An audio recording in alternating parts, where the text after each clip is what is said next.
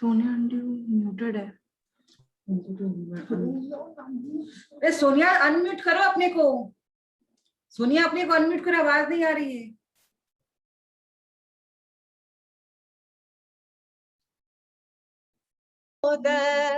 कृष्ण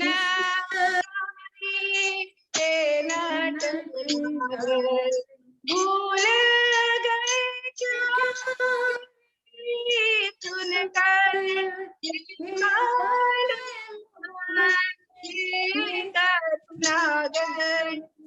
मुरलीधर दामोदर कृष्ण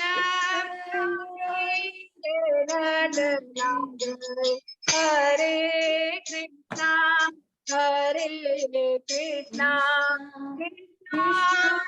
कृष्णा हरे हरे हरे रामा हरे रामा रामा रामा हरे हरे हरे कृष्णा कृष्णा कृष्णा हरे हरे हरे रामा रामा रामा हरे हरे हे मुरलीधर हे दामोदर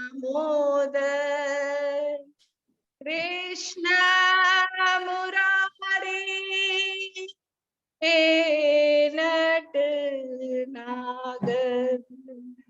जय श्री राधे। जय श्री राधे। जय गोविंदा। जय गोविंदा। जय गोपाला। जय गोपाला। हरे कृष्णा। हरे कृष्णा। हरि बोल। हरि बोल। अब मैं मीना ब्यूटीफुल ब्यूटीफुल ब्यूटीफुल। अब मैं मीना जी से कहूंगी कि मीरा चरित्र की कथा को आगे सुनाए। सभी भक्तों का फिर से मैं बहुत बहुत स्वागत करती हूँ।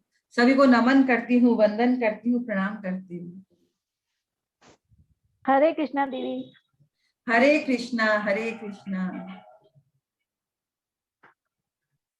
ओम नमः विष्णुपादाय कृष्ण प्रेष्ठाय भूतले श्रीमते भक्ति वेदांत स्वामिनिति नामिने। नमस्ते सारस्वती देवी गौरवाणी प्रचारिणे निर्विशेष शून्यवादी पाश्चात्य देश तारिणे। वांछा कल्पतरुभ्यश्च कृपा सिंधु एव च पतितानां पावनेभ्यो वैष्णव्यो नमो नमः। हे कृष्ण कृपा सिंधु दीन बंधु जगतपते गोपेश गोपिका कांत राधा कांत नमस्तुते। तप्त कांचन गौरांगी राधे वृंदावनेश्वरी वृषभानुसुते देवी प्रणमामि हरिप्रिये। जय श्री कृष्ण चैतन्य प्रभु नित्यानंद श्री अद्वैत गदाधर शिवासादि गौर भक्तवृंद। हरे कृष्णा कृष्ण कृष्णा हरे हरे हरे रामा राम रामा हरे हरे। हरे कृष्णा कृष्ण कृष्ण हरे हरे हरे रामा राम राम हरे हरे। हरे कृष्णा कृष्ण कृष्ण हरे हरे हरे रामा राम राम हरे हरे।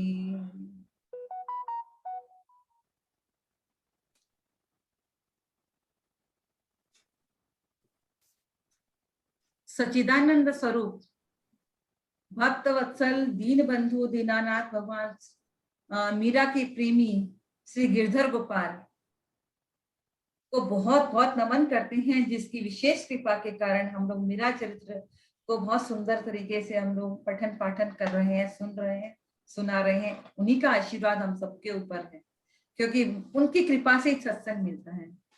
बिनु सत्संग विवेक न हुई, राम कृपा बिनु सुलभ न सुनी। तो जो सत्संग मिला है तो गिरधर गोपाल की विशेष कृपा हम पे हुई है, अदरवाइज ये सत्संग नहीं मिलता। उन्हीं की प्रेरणा हमको मिली कि भाई चलो करते हैं, अभी जो लॉकडाउन का जो समय चल रहा है हम लोग उसको यूटिलाइज करें। यही है कि स्थिति को हम लोग कैसे, कोई भी चीज को अवसर कैसे बनाते हैं, इसकी चर्चा परसों भी हुई थी, पिछले दिन भी हुई थी, कि हम अब परिस्थिति को, अपनी जो स्थिति आई है उसको हम अवसर बना दें, जो सिचुएशन आई है उसको हम अवसर बना लें। उसको रो पीट के भी अगर हम करेंगे तो समय तो वो 24 घंटे सबके पास है, जितना समय सभी के लिए, समय एक ही समान ही मिलता है सबको, लेकिन कुछ लोग उस समय का यूटिलाइजेशन कर लेते हैं, यूटिलाइज करके आगे बढ़ते हैं, और कुछ लोग उस समय को रो पीट के काटते हैं और वो अपना समय बर्बाद करते हैं। तो स्थिति, परिस्थिति हमारे बस में नहीं है। परिस्थिति में से पिछली बार मैंने बोला कि परिस्थिति क्या होती है, परिस्थिति हमारे प्रारब्ध से आती है, जो हमारे बस में नहीं है, जो हमने बहुत पहले जो काम कर चुके थे, कुछ कर्म जो किए थे, उन कर्मों के कारण आज हमारी ये परिस्थिति आई है। और ये परिस्थिति, ये हमारी स्थिति को ये परिस्थिति हमारी स्थिति का निर्माण करती है, क्योंकि इस परिस्थिति में अपनी स्थिति जैसी हम रखते हैं वैसा ही हमारी आगे की परिस्थिति बनती है। इसको मैं अच्छे से क्लियर कर दूं कि जैसे जो परिस्थिति आ गई लॉकडाउन की, तो इसके अंदर जो जिस तरह से हम रिएक्शन करेंगे, जो पहले एक्शन जो हम कर चुके हैं उसके रिएक्शन के कारण एक परिस्थिति आई है। इस परिस्थिति के अंदर जो हम एक्शन करेंगे, हम अपने आप को कैसी स्थिति में रखेंगे, वो हमारी अगली परिस्थिति बनाएगी। बहुत गहन बात है इस चीज को। तो हमको क्या करता है, सारे सत्संग और सारे जो मोटिवेटर यही लोग यही बोलते हैं, वर्तमान में जियो, वर्तमान में जियो, मतलब अपनी स्थिति को बना के रखो। हम लोग बोलते हैं कि हमेशा सम स्थिति में रहना चाहिए, कि विपत्ति आए तो दुखी ज्यादा नहीं होना है, अगर जीवन में सुख आए तो उसमें हमको ज्यादा अभिमान नहीं करना है। स्थिति तभी ठीक रहेगी, क्योंकि हम लोग क्या क्या है, हम लोग कैसे स्थिति बनाते हैं। सपोज आज हमारे पे बहुत दुख आ गया, बहुत कठिनाई आ गई है, तो उस स्थिति में हम लोग क्या करते हैं, हम लोग जितने भी कुछ भी काम पे जो भक्ति वगैरह कुछ भी करते हैं ना, सबको हम छोड़ देते हैं, और उसी स्थिति के पीछे हमको तो हाय ये दुख हो गया, आज हमारे साथ ये हो गया, आज हमारे साथ ये हो गया, भगवान तुमने इतनी दुख क्यों दिए। हम क्या करते हैं, उसी के अंदर चिंता करने लग जाते हैं और चिंतन को छोड़ देते हैं। तो चिंता, तो मैंने बताया कि चिंता बहुत दुख, बहुत चिता तक पहुंचा देती है। तो चिंता जो करते हैं ना, और चिंता करने से कुछ भी हासिल नहीं होगा, हमारा डिटोरिएशन, हमारा पतन ही होगा। तो हम उस स्थिति को अगर चिंताओं में बिता देते हैं तो वो बहुत खराब करेगी, लेकिन अगर उसी स्थिति को अगर हम लोग चिंतन में बिता देते हैं, ये जो अवसर मिलता है, चिंतन माने जो अवसर मिलता है उसको चिंतन करके अगर हम करते हैं, प्रॉब्लम तो हमारी रहेगी, लेकिन अगर हम उसको भगवान का चिंतन करते रहते हैं उस प्रॉब्लम के अंदर, उस प्रॉब्लम का हमको पता नहीं चलता है। हमारे सारे शास्त्र क्या करते हैं कि सम स्थिति होना चाहिए। साधु संत क्यों खुश रहते हैं, क्यों आनंद में रहते हैं, क्योंकि उनको ऊपर दुख का कोई प्रभाव नहीं पड़ता है और सुख का भी प्रभाव नहीं पड़ता है। तो गीता में लिखा हुआ है कि जो परिस्थितियां आती है हमारे प्रारब्ध के कारण आती है, और इस जो ना सुख दुख जो है ना, जैसे ग्रीष्म ऋतु, जैसे ऋतुएं होती है, चेंज होती है ना, कभी गर्मी है, कभी जाड़ा है, जाड़ा गर्मी, जाड़ा गर्मी, तो इस ऐसी ही है स्थितियां, कभी सुख है तो कभी दुख है, क्योंकि संसार द्वंद्वों से बना है, यहाँ पे हर चीज दो दो है। तो परिस्थितियां भी अच्छी भी है, बुरी भी है, विचार अच्छे भी हैं, बुरे भी हैं, लाभ हानि, जीवन मरण, यश अपयश, ये सब हमारे प्रारब्ध से होते हैं। तो संसार दो चीजों से बना है, लेकिन अध्यात्म में दो चीजें नहीं होती है, सिर्फ एक ही चीज होती है। इसलिए संसार में हम लोग हर चीज का कंपैरिजन करते हैं, अच्छा बुरा सब कुछ। तो वैसे ही ये परिस्थितियां भी अच्छी बुरी होती है। वैसी स्थिति में, क्योंकि आज की स्थिति आगे की परिस्थिति बनाएगी, आज हम जो एक्शन करेंगे वो हमारे आगे के प्रारब्ध बनेंगे, क्योंकि एक्शन का रिएक्शन होता है। सपोज आज किसी ने हम पे गुस्सा किया, हमने हमने किसी पे गुस्सा किया और अगले ने भी गुस्सा कर दिया, तो हमने गुस्सा किया तो हमारा कर्म बंधा, लेकिन उसने भी गुस्सा करके उसका रिप्लाई दे दिया तो उसका भी कर्म बन गया। तो ऐसी स्थिति में हमको क्या करना है, क्योंकि हर एक्शन का रिएक्शन होता है और वही हमारा प्रारब्ध बनता है, तो हमको सोच समझ के अपने कर्म को करना चाहिए। कोई भी हमारे जीवन में विकार आए ना, काम क्रोध, मतलब लोग तो संसार में है, आते ही रहेंगे और दूसरे हमको कुछ ना कुछ बोलते ही रहेंगे। वो बोलते क्यों है, क्योंकि स्थिति परिस्थिति ऐसी, समय ऐसा है, वो हमको कुछ बोल रहे हैं, लेकिन अगर उसका हम रिएक्शन कर देते हैं, क्रोध का जवाब क्रोध से दे देते हैं, कोई हमने 10 बात किसी ने बोली उसको हम फिर से जवाब दे देते हैं, तो उससे क्या होता है, फिर हमारे कर्म बन जाते हैं। ये संसार क्या है? संसार तो कर्मों की खेती है। हम लोग क्या करते हैं, हम सोचते हैं कि जो हम जो देख रहे हैं ना, वो हमने बनाया है। हम जीवन में सुख क्यों मिला है हमको? क्योंकि ये हम बहुत अच्छे कार्य कर रहे हैं, माने हम बहुत आइडियल है, हमारे में बहुत बुद्धि है। इस बुद्धि के कारण हमको इतनी जीवन के अंदर सुख सुविधाएं मिली हुई है। नहीं, ऐसा नहीं सोचना है। ये जो सुख सुविधा हमको जो मिली है ना, वो हमको पहले के हमने कुछ अच्छे कार्य किए होंगे, उनके कारण मिली है। और आज हम जो सुख सुविधाएं मिलने के बाद जो कार्य करेंगे, वो हमारा भविष्य निर्धारित करेगा। आज अगर हम अच्छे कार्य करते हैं तो वो हमारा फ्यूचर भी बहुत अच्छा होगा। तो संसार कर्मों की खेती है। हम सोचते हैं कि भाई आज हम आम के पेड़ बोए तो हम माने बबूल का पेड़ बोते हैं और आम मिलेगा, ऐसा नहीं होता है। अगर आप आम बोओगे तो आम ही मिलेगा, अगर आप बबूल बोओगे तो बबूल ही मिलेगा। लेकिन हम लोग क्या सोचते हैं कि हमारे में बहुत बुद्धि है, सुख सुविधाएं हमारी बुद्धि के कारण है, जो ऐशो आ रहा है हमारी बुद्धि के कारण। और जब विपत्ति आती है तो हम लोग भगवान को पूछते हैं, भगवान तुमने विपत्ति क्यों दी है? तो ये जो सुख और शांति, सुख और दुख जो आते हैं ना तो भगवान दुख देता है, ना भगवान किसी को सुख देता है। इस संसार कर्मों की खेती है। अपने अपने कर्मों के कारण हमको जीवन में सुख और दुख मिलते हैं। तो हम लोगों को क्या करना है कि अगर भविष्य बनाना है तो हमारे वर्तमान को सुधारना पड़ेगा। वर्तमान में हम अपने कर्मों को ऐसे करें, जब हम भगवत गीता सुनते हैं तो हमको बता दिया जाता है कि जीवन में कैसे कर्म करने चाहिए, क्योंकि हमको नहीं पता है कि कौन से कर्म को क्या रिएक्शन होता है, क्या फल है। हम जो करते हैं हम सोचते हैं बहुत अच्छा कर रहे हैं, लेकिन हम लोगों को पता ही नहीं कि जो हम कर रहे हैं वो राइट कर रहे हैं कि रॉन्ग कर रहे हैं। लेकिन जब हम भगवत गीता में सुनते हैं तो पता चलता है कि हाँ, हमको कैसे जीवन में कर्म करने चाहिए ताकि हम उन्नति की तरफ जाएं। और उसी को आधार बना के अगर हम जीवन में कर्म करते हैं तो हमारा पतन नहीं होगा, हम आगे की तरफ बढ़ते जाएंगे। हमारा जो जीवन का परम लक्ष्य है, वो परम लक्ष्य की तरफ हम बढ़ते जाएंगे। और ये एक दिन का प्रोसेस नहीं है कि हम एक दिन कार्य कर लिए, एक दिन अच्छे कार्य कर लिए, हम एक दिन कर लिए, नहीं। ये जीवन में इसको आचरण में लाना होगा। जब हम सत्संग में बैठते हैं तो सत्संग की बहुत बातें बताई जाती है, बहुत चीजें बताई जाती है। उनमें से किसी भी बात को अगर हम सिर्फ सुन के निकाल देते हैं तो उससे हमारा जीवन, हमारे कर्म ठीक नहीं होंगे, हमारे विचार ठीक नहीं होंगे। उनको जब हम जीवन में अप्लाई करेंगे, आचरण में लाएंगे, तभी हम बन पाएंगे, आगे बढ़ पाएंगे।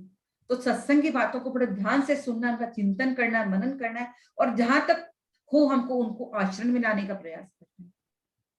हमारे शास्त्र कहते आचार्य कौन है?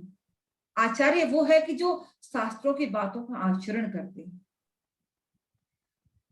तो हम शास्त्रों की बातों को सुन तो लें, लेकिन अगर आचरण में न लाए तो हमारे जीवन में चेंज नहीं हो सकता, हमारे कर्म अच्छे नहीं हो सकते।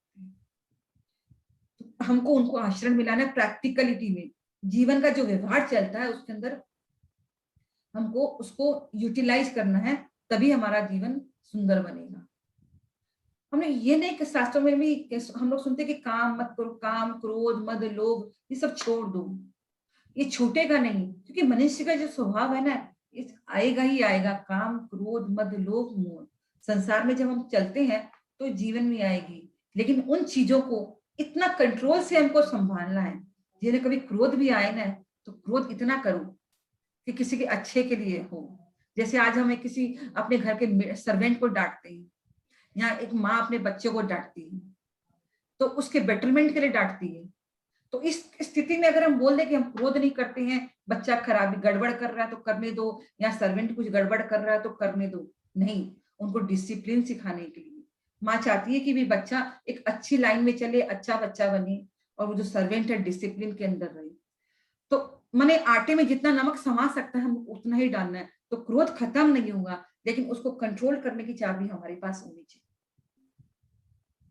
इतना क्रोध करना चाहिए ताकि वो दूसरे के बेटरमेंट के लिए, और उस क्रोध को प्रोलोंग नहीं करना है। हमारी क्या हैबिट होती है कि हम लोग उस क्रोध को, जैसे किसी पे गुस्सा आया तो हम सारा दिन कभी कभी तो ऐसा हो तो उस बात को जिंदगी भर लेके बैठे रहते हैं। छोड़ना ही नहीं चाहते उस क्रोध को। जैसे ही वो बात याद आती है फिर क्रोधित हो जाते हैं, बातों को लेके बैठ जाते हैं। नहीं, वैसे हमको उसको लेके, गलत चीजों को लेके नहीं बैठना है। हम क्रोध आया, क्षण भर के लिए आया, खत्म हो गया, और उतना क्रोध करना चाहिए कि जिसको आप कंट्रोल कर सको। तो ये जो चीजें हैं काम कि भाई कामना मत करो, कामना तो होगी ही, ये चाहिए ठीक है, लेकिन उस कामना के वशीभूत होना ही गलत है।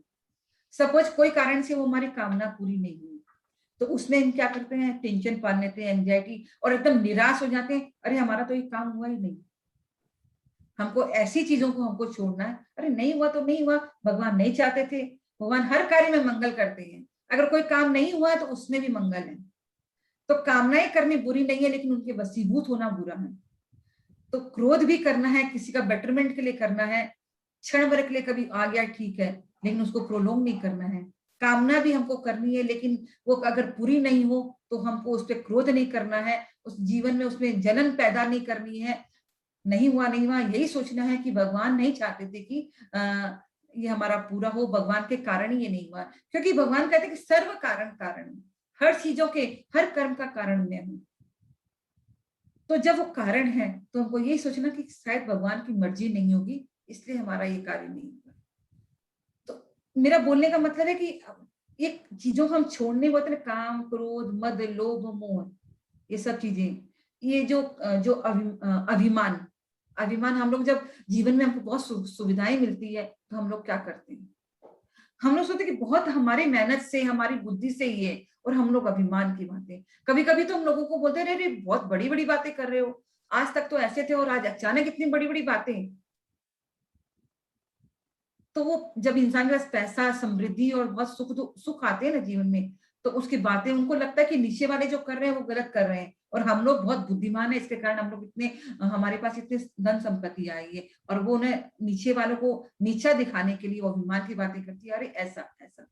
तो स्थिति में हमको, कोई भी परिस्थिति में हमको अपने आप को कैसे कंट्रोल करना चाहिए, हमारे जो विकार है उनको हम कैसे कंट्रोल करें, तभी हमारा जीवन और आगे की तरफ बढ़ेगा।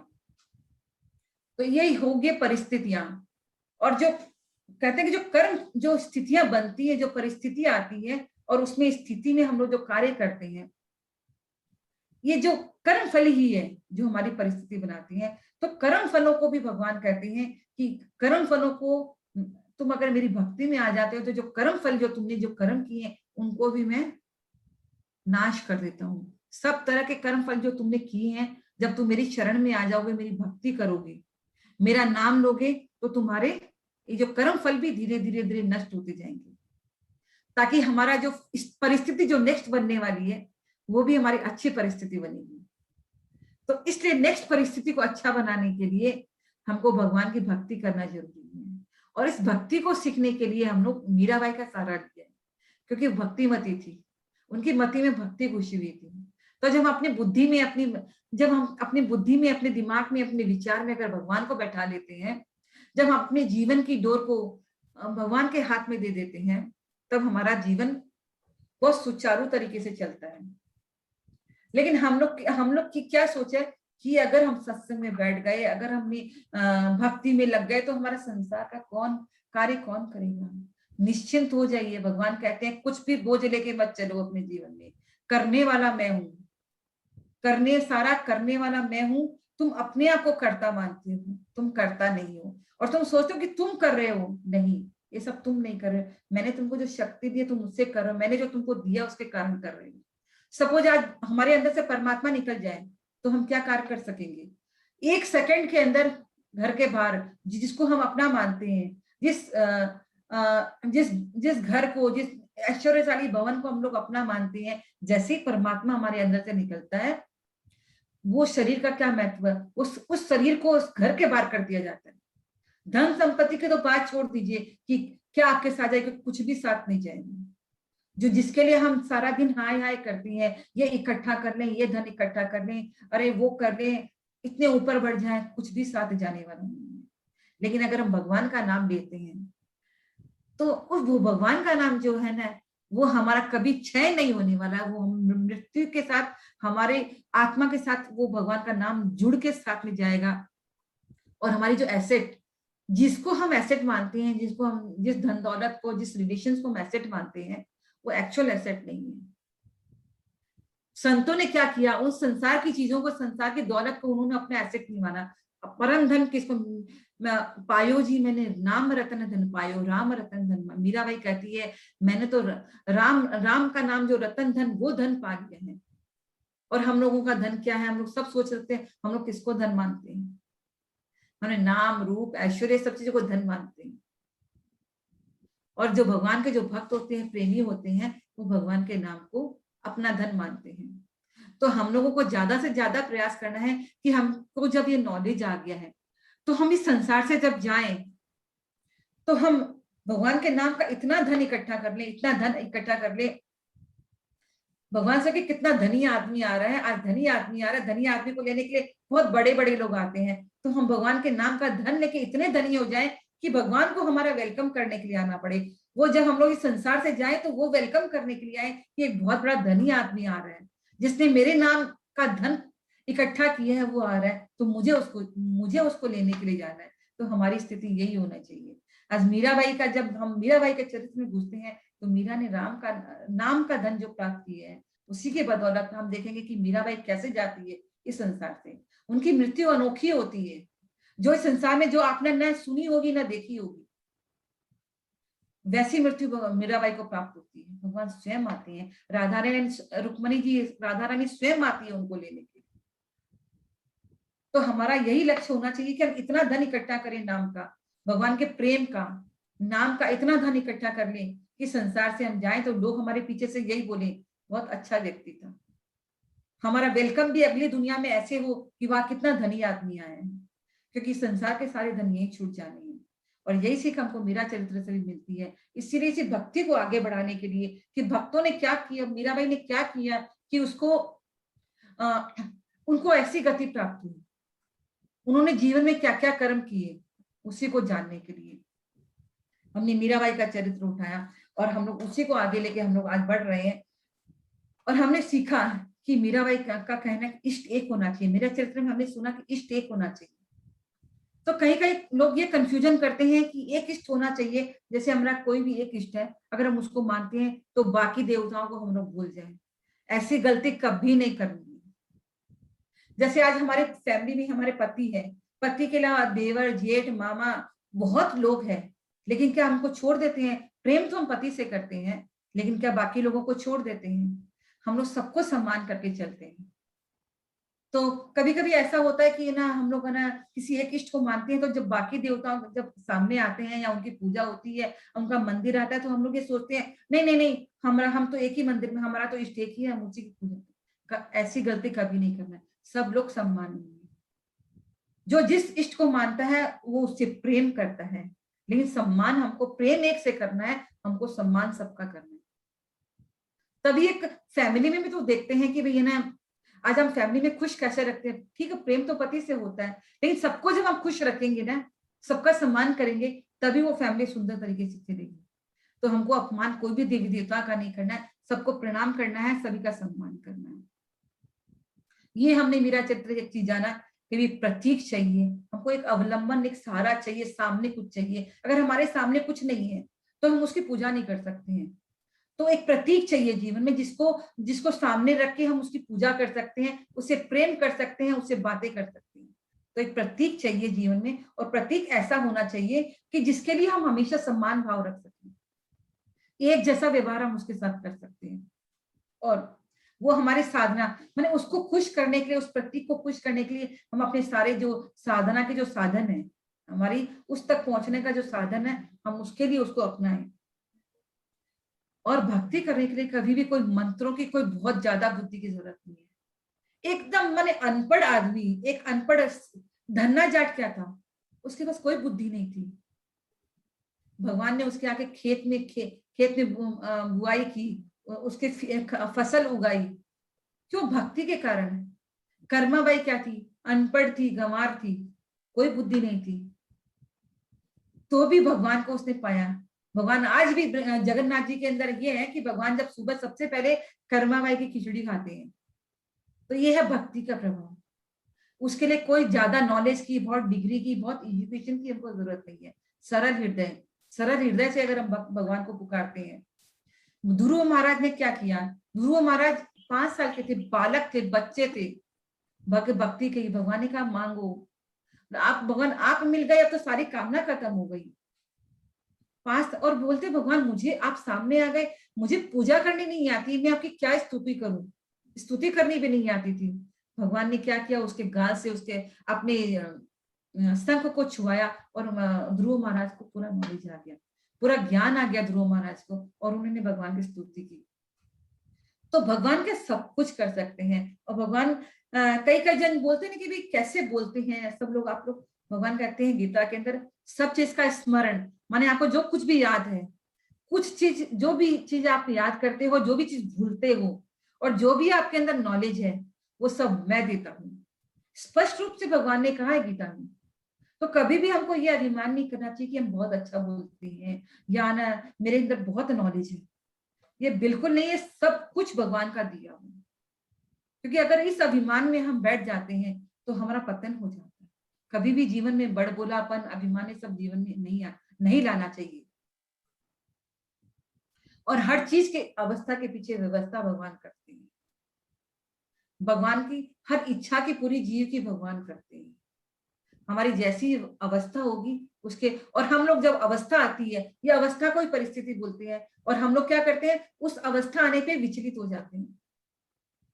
और लेकिन उस टाइम हमको ये सोचना चाहिए कि भगवान अपने आप व्यवस्था करेंगे। जो परिस्थिति आई, जो अवस्था आई है, उसकी व्यवस्था भगवान अपने आप करेंगे। हमको चिंतित होने की जरूरत नहीं है, क्योंकि जब हमने उसको पिता मान लिया, सब कुछ मान लिया है, तो वही तो सब कुछ करेगा। और हम, एक बच्चा तो अपनी माँ के गोद में चिंतित नहीं होता है, क्योंकि उस पर विश्वास रहता है कि मेरी माँ सब कुछ हैंडल कर देगी। तो वही है, एक हमको भी अपने भगवान पे पूर्ण विश्वास होना चाहिए कि जब हमने उनकी शरण ली है, जब हम उनकी गोद में बैठे हैं, तो हमको चिंता नहीं करनी है। हमको बस उसी का ध्यान करना है कि हाँ, हे भगवान तुम ही सब कुछ हो, हे नाथ मैं तुम्हें भूलू नहीं। राम सुखदास जी तो कहते हैं नाथ तुम्हें भूलू नहीं। तो हमको उसको भूलना नहीं है, बाकी चिंता को भूल जाइए, सब उसको नहीं भूलना है। और हमने ये भी देखा कि हमने ये भी मेरा चैत्र में जाना कि ये जो संत उन्होंने बताया कि भाई आध्यात्मिक जगत में प्रवेश, भगवान तक पहुंचने के 3 साधन है, ज्ञान मार्ग, योग मार्ग, कर्म मार्ग, भक्ति मार्ग, 4 साधन है। किसी से भी आप जाओ, आप पहुंच जाओगे, लेकिन भक्ति मार्ग सबसे अच्छा मार्ग है, सबसे सरल मार्ग है। इसको मैंने उदाहरण के साथ भी आपको समझाया था कि भी लिफ्ट से चढ़ना, एक लिफ्ट से हम लोग हंसते हंसते ऊपर 20 तला 50 तला जितना पहुंच जाते हैं, लेकिन अगर सपोज हम सीढ़ी से जाते हैं, सीढ़ी से गए, हम 10 तला चढ़े, बहुत रगड़ते रगड़ते 10 तला चढ़े, अचानक क्या हुआ, पता चला कि हम लोग चाबी नीचे भूल के आ गए। चाबी नीचे, फिर नीचे उतरो, और फिर चाबी लेके फिर ऊपर जाओ। सपोज फिर कुछ याद आता है, नीचे भूल के आ गए, फिर नीचे जाओ। तो इस तरह से जो भक्ति मार्ग में हम लोग एक लिफ्ट बड़ा सरल साधन है, सुगम साधन है, तुरंत ऊपर पहुंच जाते हैं। और नीचे भी आना हो तो आराम से, कोई माने कुछ दिक्कत नहीं होती, आ गए वापिस चले गए। तो बाकी जो मार्ग है, सारे मार्गों में भक्ति बहुत इजी है, और बाकी जो मार्ग है वो मार्ग तो जरूर है, लेकिन थोड़े से कठिन मार्ग है। सपोज हम लोग अगर योग मार्ग को पकड़े, हम ज्ञान मार्ग को पकड़े, तो अगर हम और ऊपर भगवान की तरफ जाते भी है, रास्ते में अगर कुछ गड़बड़ी हो गई तो हम लोग सीधा नीचे आ जाते हैं। हमने उनका विश्वामित्र जी का देखा हो कि माने वो एक तो आता है ना कि उनके मेनका जब आई तो एक बहुत बड़े ऋषि, जो तो मेरे को नाम याद है, उनकी भी तपस्या भंग हो गई। उनका योग जो करते थे, उनका जो मन विचलित हो गया। तो उस केस में क्या होता है, हम नीचे आ जाते हैं। लेकिन भक्ति के मार्ग में हम हमेशा ऊपर चढ़ते रहते हैं। कहते कि कभी भक्ति के मार्ग में नीचे भी आए ना, तो हम वहीं पर रहेंगे, और हमारा आगे का जीवन कभी हमको मौका मिला तो भक्ति हमारी वहीं से शुरू होगी, हम लोग नीचे नहीं करेंगे। तो भक्ति का मार्ग बहुत सुगम है। और मीराबाई ने भी कहा कि नहीं, मुझे योग मार्ग की तरफ नहीं जाना है। पहले वो बोल रही थी कि मुझे भगवान प्राप्त करना है, कोई भी साधन हो, हम सारे साधन करेंगे। लेकिन जब योग किया ना मीराबाई ने, तो समझ गई कि नहीं, योग का मार्ग बहुत कठिन है। योग के मार्ग से हम अपने भगवान को माने भगवान का हमारा जो प्रेम है उससे हम वंचित हो जाते हैं। तो भक्ति से हमको क्या मिलता है? भगवान का प्रेम मिलता है। फिर हमने चर्चा की थी कि भगवान की मीराबाई का, इसलिए भक्ति हमको बहुत प्रिय है और इसलिए हमने भक्तिमती मीराबाई के चरित्र को हम लोगों ने को शुरू किया कि भी कुछ भी उनका बातें हमारे जीवन में अगर आ जाए तो हम भक्ति के मार्ग पे चल सकते हैं। और मैंने ये भी बताया कि कैसे मीराबाई को अनुभूति हुई, जैसे जैसे वो आगे बढ़ रही है भक्ति में, उनको भगवान की लीलाओं का अनुभव, क्योंकि चिंतन में जो चीज होती है उससे उन्हीं का अनुभव हमको होता है।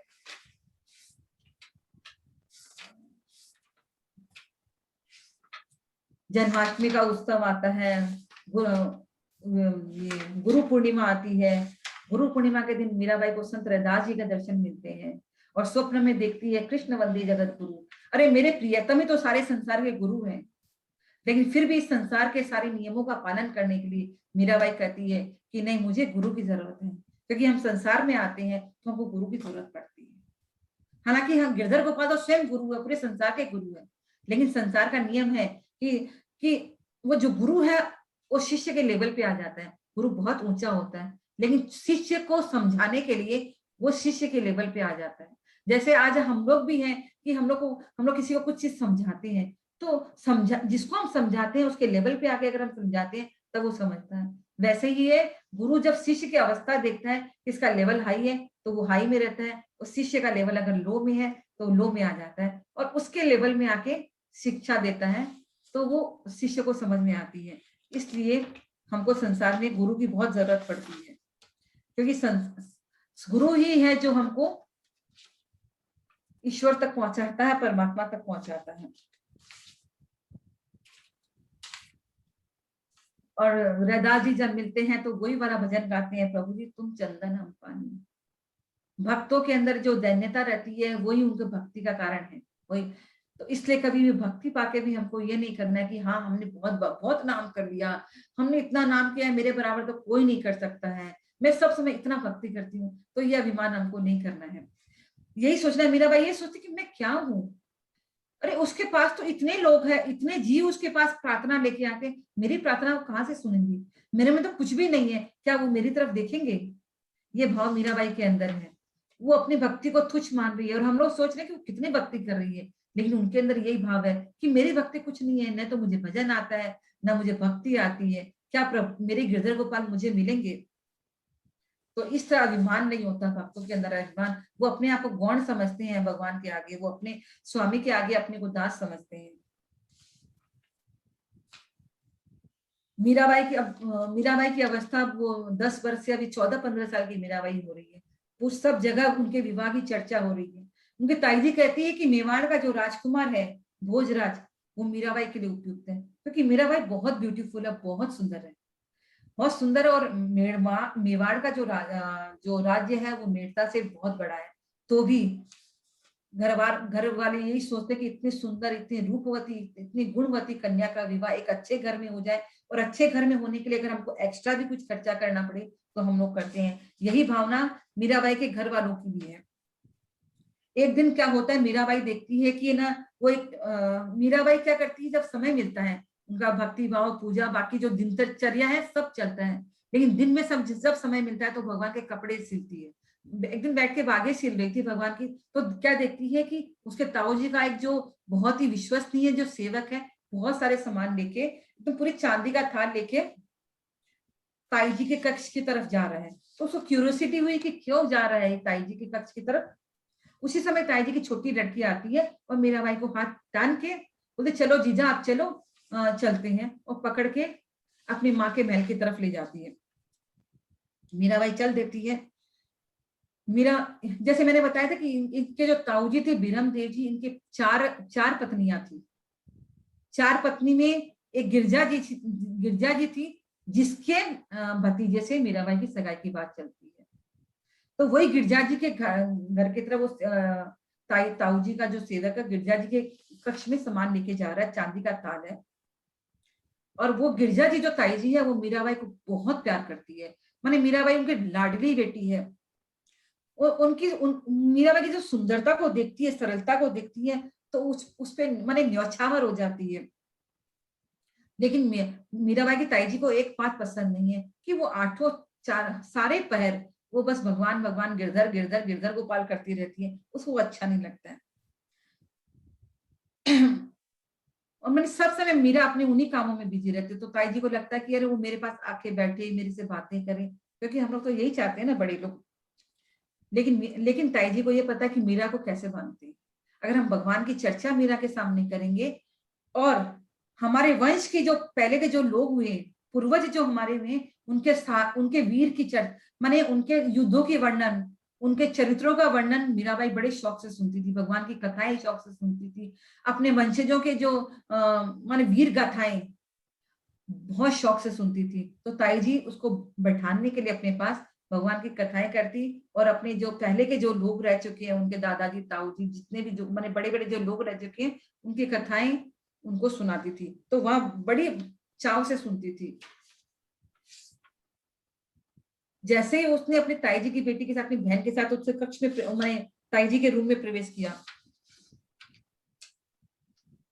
उसने देखा कि ना ताई जी के महल के अंदर सब ना पूरा तैयारी चल रही है, मैंने जगह जगह बंदरबार लगाए रख। पहले ऐसे होता था कि जब ना राजा की कई रानियां होती थी, और राजा सब समय तो सब रानी के पास नहीं रह सकता था, सब रानियों का अलग अलग महल होता था। जब जब जब राजा जाता था किसी रानी के पास, तो वो पहले से एक तोहफा भिजवा देता था, और एक भेजता था कि आज इंफॉर्मेशन भिजवाता था कि भाई मैं आज आ रहा हूँ आपके पास।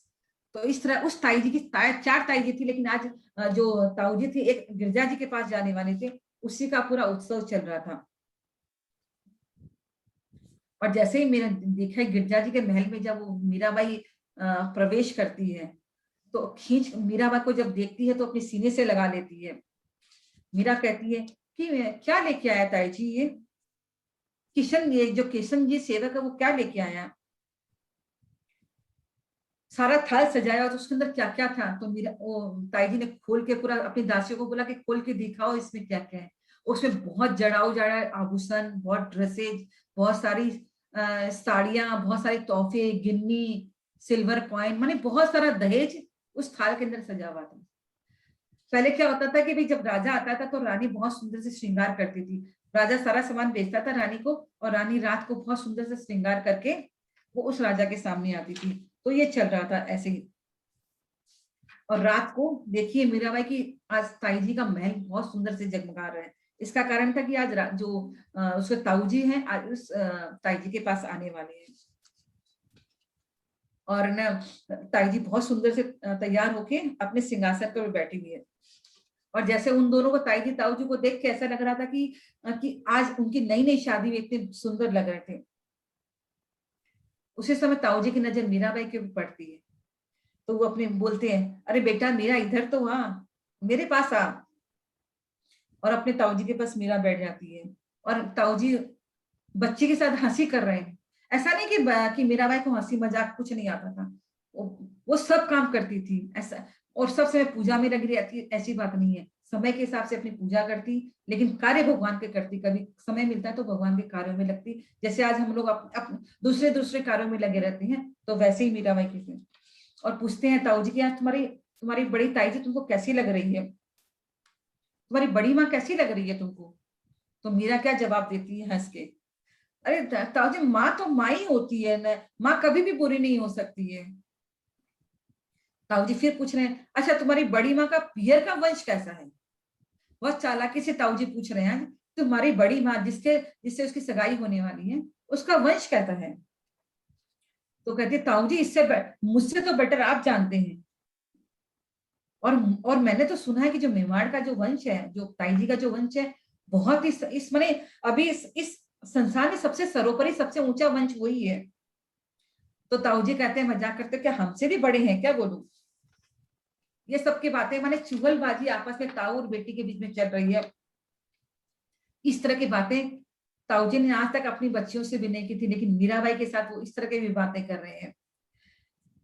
एक मीरा ही थी कि वो सबके घर में सबके लाडली थी, क्योंकि जो बच्चे शांत और सुशील रहते हैं ना, वो सबके प्यारे होते हैं, उनको सब पसंद करते हैं। तो मीराबाई को सब पसंद करते थे।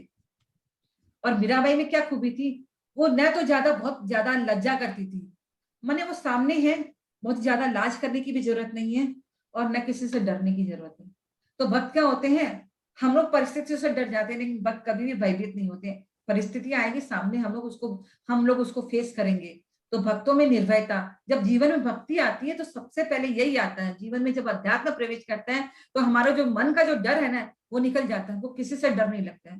क्योंकि हम लोग सोचते हैं कि हमारा सारा कार्य करने वाले हमारे ऊपर भगवान का हाथ है, तो हमको कोई भी चीज से डर नहीं लगता है। तो मीराबाई के अंदर भक्ति है, भगवान गिरधर गोपाल का साथ है, तो मीराबाई कभी किसी से डरती नहीं है और न अनावश्यक किसी से लज्जा शर्म भी करती है। वो अपनी शील है, सुशील है। माने हम अननेसेसरी है ना फुहड़बाजी करें और लज्जा का अपने को दिखाएं कि हमको बहुत शर्म आ रही है, और आचरण वैसा नहीं करें। तो ये तो दो भाव हो गए। लेकिन तो मीराबाई के अंदर एक ही भाव है, वो न किसी से ज्यादा भय, न किसी से भय करना, न किसी से ज्यादा लज्जा करना, अपनी लिमिट के अंदर सारा कार्य करती है। मीराबाई अपने ताऊजी को समझाती है कि वैसे तो सारे वंश ही श्रेष्ठ होते हैं, लेकिन वंश के अंदर जो राजा होते हैं ना, उनके कर्मों के कारण, उनके कार्यों के कारण कोई वंश अधिक ऊंचा हो जाता है। अगर कोई राजा बहुत अच्छा कार्य करता है तो उसका वंश बहुत श्रेष्ठ हो जाता है, और वैसे ही अगर कोई राजा बहुत गलत काम करता है उस वंश का, तो वंश पतन की तरफ चला जाता है। तो आज हम लोग सूर्यवंश और कृष्ण चंद्रवंश को क्यों याद करते हैं? क्योंकि हम लोग आज सूर्यवंश में भगवान राम हुए थे। वंश का नाम भगवान राम से चल रहा है। सूर्यवंशी राज भगवान राम, चंद्रवंशी कृष्ण, चंद्रवंश के अंदर कृष्ण हुए। तो कृष्ण ने, राम ने जो किया था उनके वंश, तो उससे वंश का नाम उजागर होता है। उसी समय क्या मीरा की नजर अपनी ताई जी पे, देखिए बड़ा सा घूंघट निकाल के मीराबाई की ताई जी बैठी हुई है। तो वो हंसती है, मीराबाई हंसते कहती है, अरे अरे ताई जी, यहाँ तो सारी लेडीज ही लेडीज है, आप इतना सारा घूंघट उठा के क्यों बैठी, घूंघट डाल के क्यों बैठी है? और जैसे लग रहा ताऊ जी आज ही आपको शादी करके लाए। तो इन सब बातों से हमको क्या पता चलता है कि हाँ, मीराबाई का मजाक का मूड भी था। वो अपने घर में सबके साथ उसका जो व्यवहार था बहुत अच्छा व्यवहार था। और अगर कोई आएगा भी, कोई जेंट्स बाहर से आएगा, तो जो दासियां खड़ी है वो बता देगी कि भाई वो आ रहे हैं।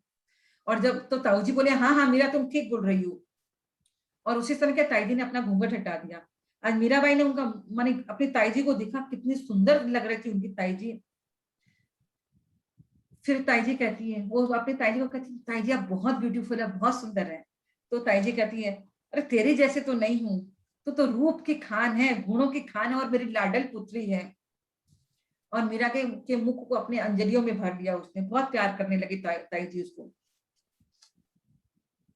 तो जैसे ही रूप के खान नाम सुना तो मीराबाई को कृष्ण की याद आ गई, अपने गिरधर गोपाल की याद, और उसका शरीर कांपने लग गया, जैसे करंट लगता है। तो करंट लगा उनके शरीर में, और करंट लगा तो देखा कि भाई कुछ ऐसा लगता है कि तबियत खराब हो गई अचानक। तो ताऊ जी ने पूछा, मीरा तुम्हारी तबियत तो ठीक है ना? मीरा ने कहा, एकदम ठीक है, कुछ नहीं हुआ। और फिर आगे बढ़ाते हैं बात को, कहते हैं कि तुम्हारी इस ताई जी के भतीजे जो है भोजराज, बहुत रूप और गुण के खान है। जैसे तुम रूपवती और गुणवती हो, वैसे ही तुम्हारी ताई के जो भतीजे जो भोजराज जी है वो भी बहुत सुंदर है और गुणों के खान है। तो मीरा ने कहा, हाँ मैंने भी सुना है ताऊ जी। फिर कहते ताई जी कहती है, देख, और तुमको तो वंश का भी पता होगा मीरा, वंश में भी कोई कमी नहीं है। मेवाड़ का वंश है उनका, सूर्य वंश है उनका। और पात्र माने न तो लड़के में कमी है, ना उनके वंश में कमी है, दोनों ही बहुत सुपर्ब है। और ताऊ जी कहते, तुम्हारी जो ताई जी है ना, तुमको उनसे ब्याहना चाहती है, उससे तुम्हारी शादी उनसे करवाना चाहती है। तो मीरा कहती है, क्या ताऊ जी ये सब बातें बच्चों से करने की होती है? तो ताऊ जी कहते हैं, हाँ बेटा, मुझे पता तो है कि बच्चों से इस तरह की बातें नहीं करनी चाहिए, लेकिन पिताजी ने कहा था कि उनके जीते जी मीरा का ब्याह नहीं होगा। और समझाते हैं, अरे बेटी, बाप के घर में नहीं खटती है, उसको अपने ससुराल जाना ही होता है। और अगर तुम मान जाओ तो उनको, पिताजी को समझाना बहुत इजी हो जाएगा। पिताजी ने तो कह दिया कि जब तक मैं जिंदा रहूं तब तक मीरा का विवाह नहीं करना, लेकिन अगर तुम मान जाओगी तो पिताजी भी मान जाएंगे, और फिर बाद में शायद ऐसा घर बार फिर से न मिले। मैं क्या करूं, मुझे भी तुमसे ऐसा बातें करते अच्छा नहीं लग रहा है, किंतु कठिनाई ऐसे आ पड़ी थी, इसी कारण हमको तुमसे और तुम्हारी माताएं तो कहती है, तुम्हारी जो जितनी माँ है, ताई, बड़ी माँ है, खुद की माँ है, जितनी, सब कहती है हम लोग तो मीरा को नहीं समझा सकते हैं। और पिताजी ने तो पहले इसको योग की शिक्षा दिलाई और अब विवाह के लिए भी पूछ कर रहे हैं, इसलिए मुझे तुमसे ये सब बातें करनी पड़ रही हैं। बस मीरा कुछ, मैंने ताऊजी इतना ही बोल पाई, एकदम रूंधे गले से मीरा ताऊजी बोल पाई और बड़े बड़े आंसू ढलकाते हुए अपने ताऊजी की तरफ देखा और फट से दौड़ के वो अपने महल की तरफ, अपने कक्ष की तरफ चली गई। जब ताऊजी ने देखा, माने कि जो मीराबाई की जो नजरें थी, जिस तरह से उसने ताऊजी को देखा, जैसे कोई बहुत ही माने जिसके अंदर खून खत्म हो गया हो, जिस व्यक्ति के अंदर खून खत्म हो गया, माने जिसके अंदर रक्त नहीं रह गया, मीरा के हृदय में, के शरीर में रक्त नहीं रह गया, वैसे उसकी माने, और एक शेर के मुंह में कोई जीव जाता है तो वो अपने आप को निरीह महसूस करता है। तो निरीह जैसी जो आंखें थी, आज मीराबाई की जब आंखों को देखा तो ताऊजी को बहुत बहुत खराब लगा। वो इतने वीर थे कि वो लोगों को काट काट के, युद्ध के अंदर बहुत वीर थे, वो लोगों को काटने में, शत्रु को काटने में उनको जरा सा भी नहीं लगता था। लेकिन जब आज मीरा की ये स्थिति देखी कि किसी कि उसके, मीरा के बदन में रक्त नहीं रह गया, खून सूख गया है मीरा का, और वो जैसे एक शेर अपने पिंजरे में किसी जीव को नोचता है, वैसे लगा कि मीरा माने शेर के पंजे में है, वो निरीह हो रखी है, उसका कोई बस नहीं है। इस तरह से वो विचलित हो उठे मीरा को देखे और उसको वो सहन नहीं कर सकते। मीरा फटाफट सीढ़ियां जल्दी उतरती उतरती वो अपने कक्ष की तरफ गई और इतनी जल्दी गई कि उसको लगा कि कोई मेरी आंसुओं को ना देख ले। जल्दी से जल्दी वो ताऊजी के महल से निकल के चली गई। किसी ने पुकारा भी, अरे बाई साहब किधर जा रही हो, इतनी तेजी से कहाँ जा रही हो? मीरा ने किसी की तरफ ध्यान नहीं दिया और सीधा अपने कमरे के अंदर आके वो औंधे मुंह पड़ गई अपने बेड के ऊपर।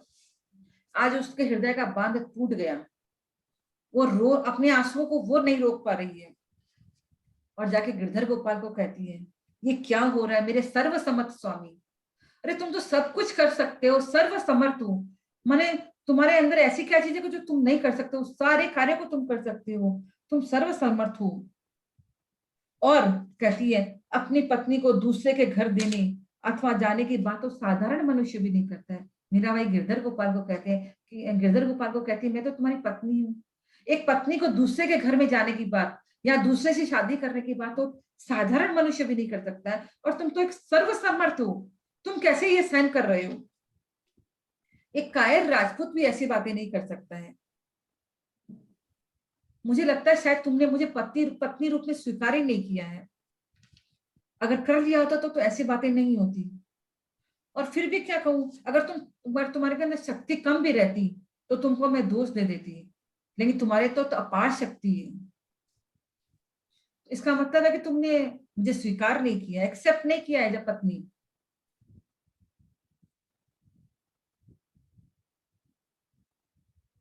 और तुम तो स्वतंत्र हो, तुम पे तो किसी का बस नहीं चलता है, तुम जो चाहोगे वही करोगे, और तुम्हारे पर किसी की तो कुछ जबरदस्ती हो नहीं सकती है।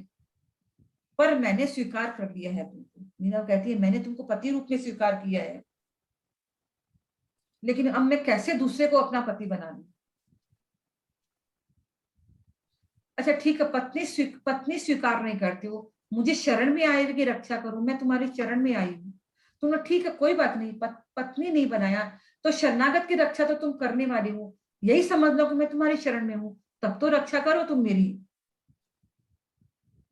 और ऐसा तो अगर कोई राजपूत की शरण में भी अगर मैं जाती हूँ तो भी वो रक्षा कर देते हैं, और तुम तो सब कुछ कर सकते हो तो भी तुम मेरी रक्षा नहीं कर रहे हो। और कोई व्यक्ति समझ लेना कि कोई किसी की पत्नी को चुरा के लेके जा रहा है, हरण करके लेके जा रहा है या कुछ भगा के लेके जा रहा है, तो साधारण व्यक्ति भी इस चीज को सहन नहीं कर सकता है और उसको लाने का प्रयास, अपनी पत्नी को बचाने का प्रयास करता है। और तुम्हारी शक्ति तो अनंत है, तुम करुणालय वरुणालय हो। भगवान गिरधर गोपाल को कहती है, तुम तो करुणा के अवतार हो, तुम मेरी स्थिति को देख के तुमको करुणा नहीं आती है? शरणागत वत्सल हो, जो तुम्हारी शरण में आता है तुम उसकी रक्षा करते हो, और आज मैं तुम्हारी शरण में आई हूँ। तुम पतित पावन हो, जो गिरे हुए जो है उनको तुम ऊपर उठाते हो। तुम दीन बंधु हो, दीन बंधु जो गरीब व्यक्ति है, जो उनके सखा हो, तुम उनके मित्र हो। अनंत सौंदर्य पारवार हो, भगवान की सुंदरता का तो कोई कोई पार ही नहीं है। भक्त भय हारी हो, अपने भक्तों को भय से मुक्त करते हो, अपने भक्तों का भय दूर करते हो। और तुमको क्या क्या गिनाऊं, इन्हीं बातों को, यही सब जब सोचती हूँ तो मेरे हृदय में आग लगती है। ये श्याम सुंदर, मेरे प्राण, तुम्हारे ये जो ये तुम्हारा इस सोच सोच के इन बातों ने मेरे अंदर को अग्नि को भड़का दिया, दावाग्नि बन गई है। और अब ये मेरे बस की बात नहीं रही है। इतनी अनीति तुम मत करो, ए मोहन, तुम इतनी अनीति मत करो, मत करो, मत करो। तुम ही मेरे रक्षक हो, तुम मेरे सब कुछ हो। मैं अपनी रक्षा के लिए किसको पुकारूं, किसको पुकारूं? और ये सोचते सोचते मीराबाई फिर अचेत हो जाती है। उसी समय क्या होता है, जो मीराबाई के जो दादाजी है राव दूधा जी, उसका इस संसार से विदा होने का समय आ जाता है। मीराबाई की सगाई की बात चल रही है, ताऊ से बातें कर रही है, बातें कर रही, सगाई अभी हुई नहीं है, फाइनल नहीं हुई है। इसी बीच समय में क्या होता है, जो मीराबाई की जो सहायक, जिनके कारण मीराबाई, जिनकी संगत में मीराबाई रहती है, जिनके साथ मीराबाई रहती है, जिसका साया मीराबाई को मिलता है, वो राव दूधा जी है, उसके दादाजी है, जिनके संरक्षण में वो पलती है। अब वो राव दूधा जी बूढ़े हो गए हैं, इस संसार से उनके जाने की तैयारी है। उनका स्वास्थ्य अब धीरे धीरे ढलने लग गया, वो अस्वस्थ रहने लगे। और जब उनका अंत समय आता, पहले के लोगों को थोड़ा पता चल जाता कि मृत्यु आने वाली है, उनको पहले से आभास हो जाता, तो राव दूधा जी को भी हो गया था। और जैसे जैसे समय नजदीक आ रहा था, उनकी ममता मीरा पे ज्यादा बढ़ती जा रही थी। जब तक वो मीरा से, उनके मुख से, मीरा के मुख से भजन नहीं सुनते थे, उनको दिन सुना लगता था। और मीरा भी क्या करती थी कि जो चाहता है तो उसके पास आता है आदमी। मीराबाई को लगता कि मैं दादाजी को बहुत प्यारी लगती हूँ, तो जैसे भी समय मिलता मीरा अपने दादाजी के पास आ जाती और बैठ जाती और उनके साथ भगवान की चर्चाएं करती थी। और अपने गाए हुए पद, बाकी संतों के पद वो गा गा के अपने दादा को सुनाती। एक समय की बात है कि मीराबाई अपने श्याम कुंज में गिरधर गोपाल की पूजा कर रही, पूजा में बैठी थी। तो उसी समय के राज पुरोहित जी आए, राइट, कि बताया कि भी और उन्होंने बताया कि आपको बाबू साहब को याद फरमा रहे हैं। और जाके मीरा ने देखा कि भी बाबू साहब के पलंग के पास में सारे चाचा ताऊ, सारे जो छह पुत्र थे राव दूधा जी के, सब उनके अगल बगल खड़े हुए हैं। 5 पुत्र थे, बीरमदेव, रायसर, रायमल, पंचानन और रतन सिंह, 5 पुत्र थे उनके, राव दूधा जी के 5 पुत्र उनके पलंग के चारों तरफ खड़े हुए हैं। तो उसने कहा कि अरे बाबू साहब की इतनी तबियत खराब हो रही है, किसी ने मुझे बताया नहीं। सारे बाहर से भी, जो जितने चाचा बाहर रहते थे वो सब भी आ गए। उसी समय देखा कि राव दूधा जी ने आंखें जो बंद थी खोली, हल्के से पता चल गया कि मीरा आ गई, हल्के से मीरा को पुकारा, कहा आ गई हूं मैं बाबू साहब। तो बोले मीरा एक भजन सुनाओ। और मीरा भजन गाना शुरू करती है। सारे संसार का स्वामी एक ही है, सिर्फ भगवान का नाम ही संसार में सच्चा है। और सारे भक्तों का नाम करके, सुदामा का नाम, अर्जुन का नाम, मैंने सारे भक्तों का नाम वो इस पद के अंदर ले लेती है। फिर दूधा जी ने कहा, जब पद खत्म हो गया, मुझे 4 भुजानाथ जी के दर्शन करने हैं।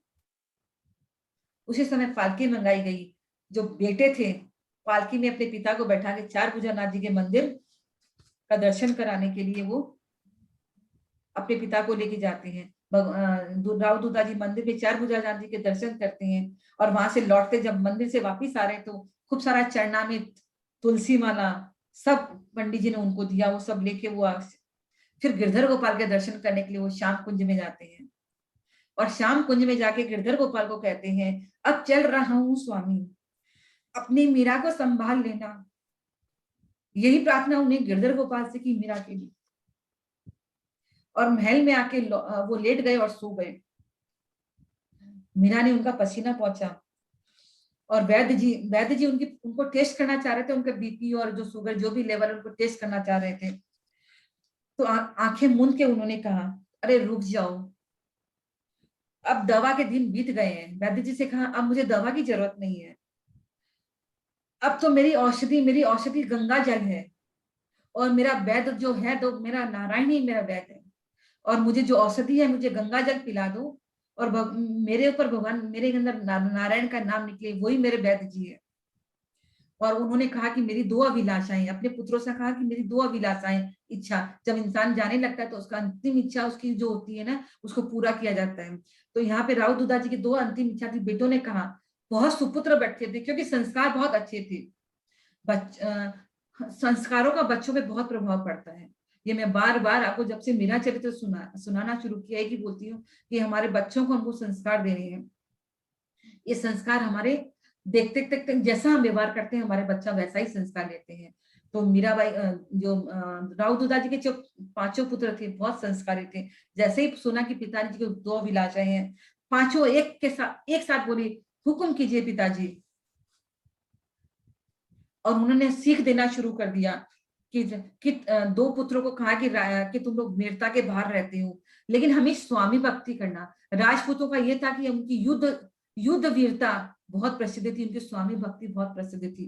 उन्होंने कहा कि स्वामी भक्ति के लिए तुमको अपने भाइयों को भी कत्ल करना पड़े, उनके भी मारना पड़े तो तुम मार देना, लेकिन स्वामी के प्रति तुम अपना बहुत विश्वसनीय रहना, उसके प्रति ईमानदारी रखना। जिसके लिए तुम कार्य करते हो उसके लिए हमेशा ईमानदार रहना, कभी भी मेरे खून को मत लजा देना। इस तरह वो अपने बच्चों को शिक्षाएं दे रहे हैं। और रतन सिंह से अपनी तलवार मांग के, उनकी जो बहुत अच्छी तलवार थी राव दुदा जी की, उन्होंने अपने बड़े पुत्र बीरम देव जी जो मीरा के ताऊजी थे, बीरम देव जी, उनको अपनी तलवार दे दी कि ये तलवार तुम रखो बेटा। ये सभी सारी एसेट होती, जब एक युद्ध एक वीर जब संसार से जाता है तो अपनी जो प्रिय वस्तुएं हैं जिसके कारण वो उतनी वीरता के कारण प्रसिद्ध है, वो सब चीजें अपने छोटों को देके जाता है। यही एसेट होती है छोटों के लिए। हम छोटों के लिए एसेट सोचते हैं कि उसने हमारे लिए इतना धन छोड़ दिया, इतनी संपत्ति छोड़ दी, नहीं, लेकिन जो वीर पुरुष होते हैं वो अपने शस्त्र जो होते हैं वो अपने बच्चों के लिए छोड़ के जाते हैं।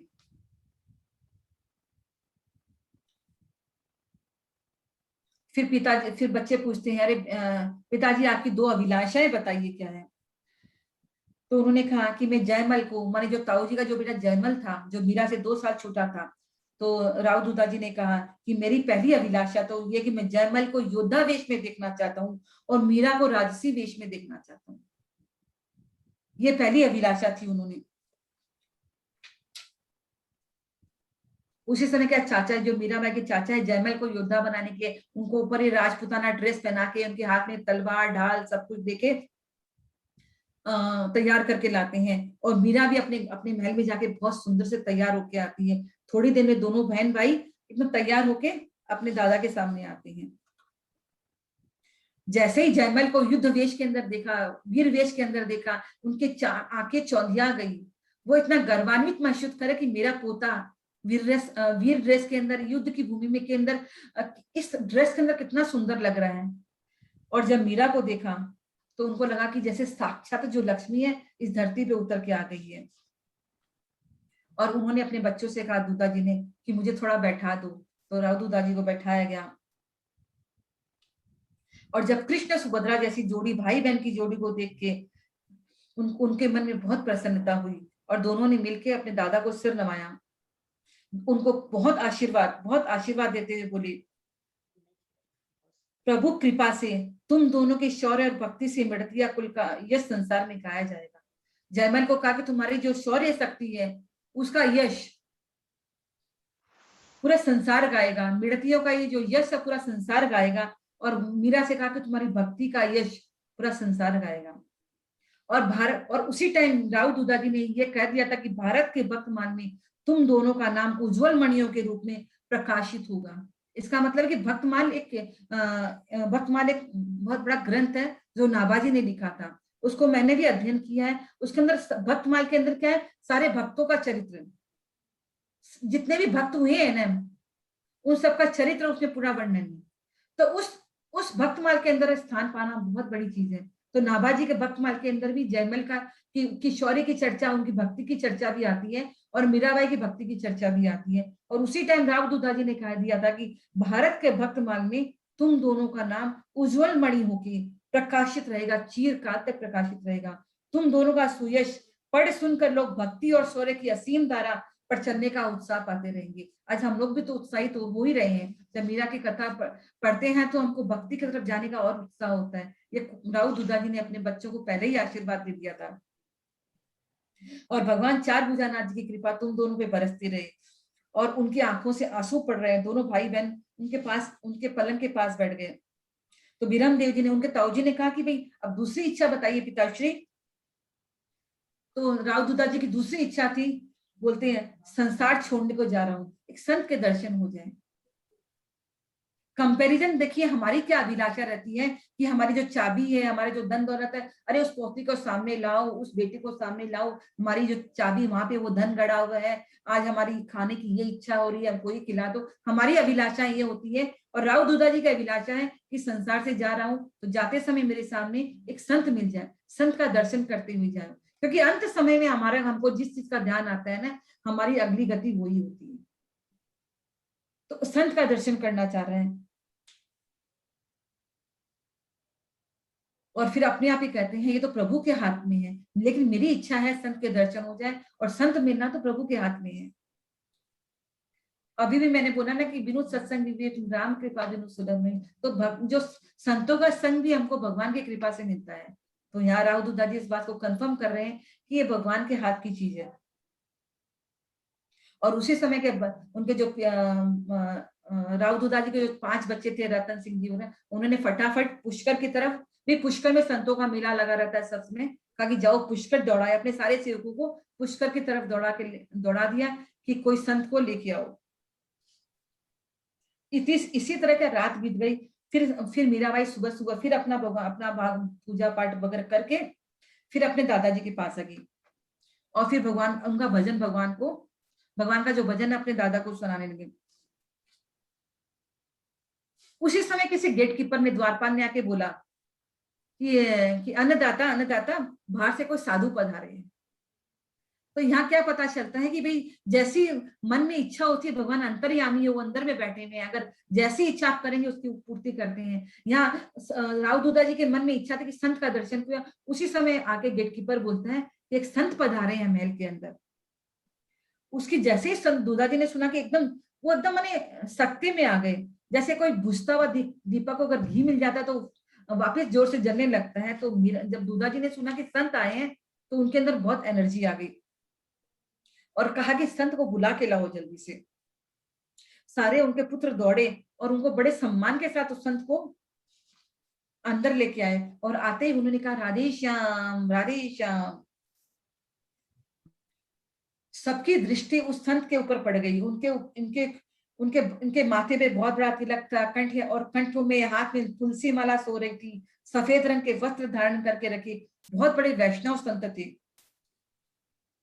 और जब संत के मुख से श्री राधे श्याम ये प्रेम, तो मीरा ने उन्हें प्रणाम किया। मीरा को समझ में कि बहुत बड़े संत, और उन्होंने उनको प्रणाम किया और दूधा जी से बोली, अरे बाबू साहब, आपके संत की इच्छा थी ना, देखिए भगवान ने कितनी बड़ी कृपा की है, संत भेज दिए हैं आपके पास। और संत जी ने भी मीरा को बहुत आशीर्वाद दिया, प्रभु तुम्हारा मंगल करे। दूधा जी ने उन संत के दर्शन किए, और जब संत ने देखा कि दूधा जी चल नहीं सकते, उठ नहीं सकते हैं, तो संत दूधा जी के पास ही आ गए।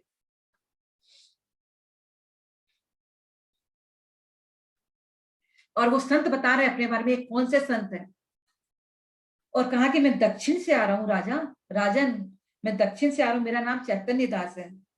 कुछ समय पहले गौड़ देश के एक प्रेमी सन्यासी श्री कृष्ण चैतन्य तीर्थाटन करते हुए मेरे गांव पधारे थे।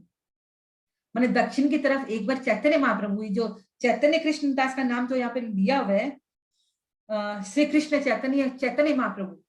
ये हम लोग प्रभुपाद जी से जो शिक्षाएं लेते हैं, प्रभुपाद जी जो शिक्षाएं पढ़ते हैं, हमको रस सिंधु प्रभु जो भी बताते हैं, हम लोग चैतन्य महाप्रभु को मानते हैं, उनकी शिक्षाओं को लेके हम लोग आगे बढ़ते हैं। तो वही ये जो चैतन्य दास जो संत आए थे, वो उनके शिष्य थे, चैतन्य महाप्रभु के शिष्य थे। और चैतन्य महाप्रभु ने उनको कहा था कि आप वृंदावन जाओ, और वो अभी वृंदावन ही जा रहे थे, वो चैतन्य दास जी। मीरा ने अचानक पूछा, अब श्री कृष्ण चैतन्य सन्यासी, अब उनका नाम तो बोल रहे कि सन्यासी है, श्री कृष्ण चैतन्य है, और वो प्रेमी कैसे हुए, मैंने भगवान के प्रेम उनमें कैसे आया।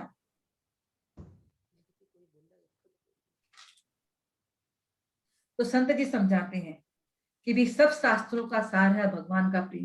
वो संत जी मीराबाई को, राजदूता जी को बताते हैं, जितने भी सारे शास्त्र हम उठाते हैं, रामायण गीता भागवत, सबका एक ही सार है, भगवान से प्रेम, भगवान से प्रेम। यही सब शास्त्रों का जो कई जन जो हम लोग जो योग मार्ग और जो ज्ञान मार्ग जो बोलते हैं, ये सब मुक्ति के साधन है। मुक्ति के साधन माने संसार के आवागमन से छुटकारा पाने का साधन है मुक्ति।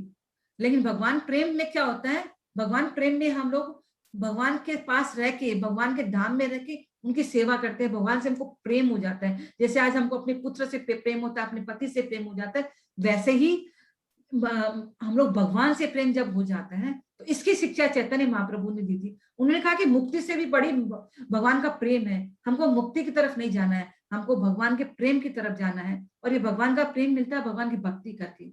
इसलिए हम लोग भक्ति मार्ग की तरफ ज्यादा ध्यान देते हैं, क्योंकि भक्ति से भगवान भगवत प्रेम प्राप्त होता है। और सारे शास्त्रों का एक ही सार है कि भगवान का प्रेम हमको प्राप्त करना है।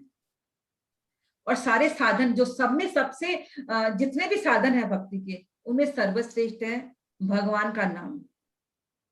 कलयुग केवल नाम आधारा। चैतन्य महाप्रभु कलयुग के अंदर आए थे और उन्होंने ये प्रचार है, कलयुग माने भगवान का नाम दे दे के लोगों को भगवान का प्रेम उन्होंने वितरित किया। वो भगवान कृष्ण के ही अवतार थे। भगवान का भक्त रूप जो अवतार है ना, वो चैतन्य महाप्रभु है। माने राधा रानी का जो प्रेम स्वरूप है, राधा रानी का प्रेम स्वरूप वही श्री कृष्ण चैतन्य महाप्रभु है। और जैसे राधा रानी गोरी थी, तो चैतन्य महाप्रभु भी गोरे थे। तो और उन्होंने भगवत प्रेम को इंपॉर्टेंस दिया, उन्होंने मुक्ति को कभी इंपॉर्टेंस नहीं दिया। मुक्ति तो किसको मिल जाएगी, लेकिन भगवान प्रेम मिलना बहुत मुश्किल है। और भगवान का प्रेम भक्ति के द्वारा मिलता है। और इस भक्ति कैसे की जाती है, भगवान का नाम। कलयुग केवल नाम आधारा, सुमिर सुमिर नर उतरई पारा। कलयुग के अंदर भगवान का प्रेम प्राप्त करने का एक ही साधन है, केवल भगवान का नाम, भगवान का नाम। हरेर नाम केवलम, कलौ नास्ते व नास्ते व नास्ते व गतिरंता। इस संसार के भव सागर से पार करने का एकमात्र उपाय है भगवान का नाम। इसलिए सब समय, जब भी हमको समय मिले, भगवान का नाम लेते रहो। जब उठो, उठते ही भगवान का नाम शुरू कर दो, सोते समय भगवान का नाम लो। जब आप भगवान का नाम लेते हैं, तो जब आप सोते समय लेते हैं, तो वो क्या सबकॉन्शियस माइंड में अंदर स्थित होता है, तो आपके नींद में भी, स्वप्न में भी वो भगवान का नाम चलता रहता है। मैंने एक प्रभु को देखा था कि वो सुना है, मैंने देखा नहीं है, सुना है कि जब वो उनका डायलिसिस चल रहा था, हॉस्पिटल के अंदर डायलिसिस चल रहा है। डायलिसिस चलते टाइम को सारा बॉडी पोर्शन सब स्थिर है, लेकिन उनकी अंगुलियों में धीरे धीरे वो हर एक अंगुली चल रही है, हरे कृष्णा कृष्णा कृष्णा हरे हरे, ऐसे कर करके वो पूरी माला चल रही है। उनकी अंगुली, बस एक अंगुली उनकी मूव कर रही है, और जैसे वो माला खत्म कर दी है, वो आंखों पे ऐसे करते हैं। मैंने सब कुछ सुनना पड़ा है उनका डायलिसिस पे, लेकिन वो भगवान का नाम उनके अंदर चल रहा है। तो हमारे भागवत में भी यही कहा है कि भाई कलयुग के अंदर बहुत दोष है, लेकिन इनके अंदर सबसे अच्छा गुण है कि इसमें ज्यादा प्रयास आपको नहीं करना है, सिर्फ भगवान का नाम लो, जिसकी भी कोई नियम कानून नहीं है। एनी टाइम एनी वेयर, कोई भी परिस्थिति में, कोई भी स्थिति में आप सिर्फ भगवान का नाम लेते रहो, और भगवान के नामों से हमारे जो पाप कर्म जो किए हुए हैं, वो धीरे धीरे नष्ट होते जाते हैं। तो यही वो संत जी बता रहे हैं कि मैं उन्हीं का शिष्य हूँ, जो चैतन्य महाप्रभु जो थे ना, मैं उनका शिष्य हूँ। उन्होंने भगवत प्रेम को इंपॉर्टेंस दिया था, और सारे साधनों का एक ही जड़ बताई थी कि भगवान का नाम। उस भगवत प्रेम प्राप्त करने का एक साधन है, सबसे अच्छा साधन है भगवान का नाम। और ये जो तप्त कांचन मन का गौरा, उन चैतन्य महाप्रभु का रंग गोरा था, और ऐसे लगता कि स्वयं भगवान कृष्ण ही संसार में इस धरती पे आ गए हो। कलयुग के अंदर चैतन्य महाप्रभु करीब 500 साल पहले आए थे। मायापुर के अंदर हम लोग जाते हैं, तो माने वहीं पे उनका जन्म हुआ था, मायापुर में, नवद्वीप में। और उनकी सबसे विशेषता की भक्ति के अंदर कोई जाति पाति का भेदभाव नहीं होता है, ऊंच नीच का कोई भेदभाव नहीं है। एक क्षुद्र भी एक भगवान की भक्ति कर सकता है, एक राजा भी भगवान की भक्ति कर सकता है, कोई मुसलमान भी कर सकता है, कोई हिंदू भी कर सकता है, कोई जाति पाति का भेद नहीं है। चैतन्य महाप्रभु ने ये सारे जो चीजें थी द्वंद्व, उनको खत्म कर दिया कि कोई भक्ति के लिए कुछ भी मापदंड नहीं है, भक्ति कोई भी कर सकता है। और उनके जो शिष्य थे हरिदास ठाकुर मुसलमान थे, और उन्होंने भगवान का प्रेम उनको प्राप्त करवा दिया। तो चैतन्य महाप्रभु के पास इन सब चीजों का कोई स्थान नहीं था, जात पात ऊंच नीच का। और वो कहते थे कि हरि का भजे सो हरि का हो, जो हरि को भज ले वो हरि का हो जाता है। इसलिए न हिंदू है, न मुसलमान है, न ऊंच है, न नीच है। और झूम झूम के वो चैतन्य महाप्रभु भगवान का नामों का वर्णन कर, नामों का गुणगान करते थे, उनका रस का पान करते थे। और मुक्त रक्त जो उनकी शरण में आ जाता, जो उनकी तरफ आ जाता था, उसको भगवान प्रेम दे देते, कृष्ण प्रेम प्रदान कर देते थे। जब बातें मीरा ने सुनी तो वो उनके तो अश्रुधारा बहने लगे। और उन्होंने, संत ने कहा कि मैं दक्षिण से चलकर पंढरपुर आया हूँ और वहां पे मेरे को एक केशवानंद महात्मा मिले। वो बता रहे हैं कि वहीं पंढरपुर की तरफ से मैं आ रहा तो मुझे केशवानंद जी मिले। मैं वृंदावन की तरफ जा रहा था और पंढरपुर जब पहुंचा तो केशवानंद महात्मा मिले। और केशवानंद का नाम सुनते ही दूधा जी चौंक गए, क्योंकि वही केशवानंद जी जो थे,